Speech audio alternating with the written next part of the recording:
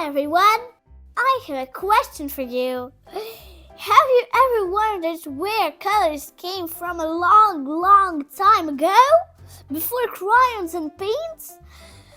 Well, today I'm going to tell you all about it. Let's go back in time to find out. First stop, prehistoric times, thousands of years ago.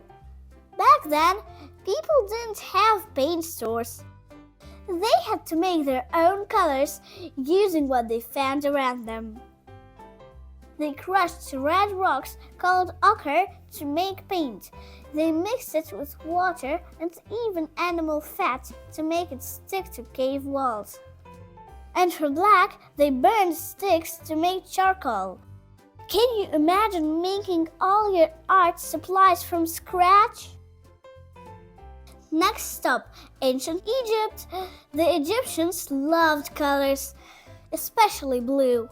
But blue was really hard to make.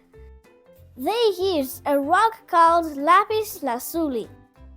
Artists crushed it into a fine powder and mixed it with something sticky like egg yolks. The result? A super rare and beautiful blue paint.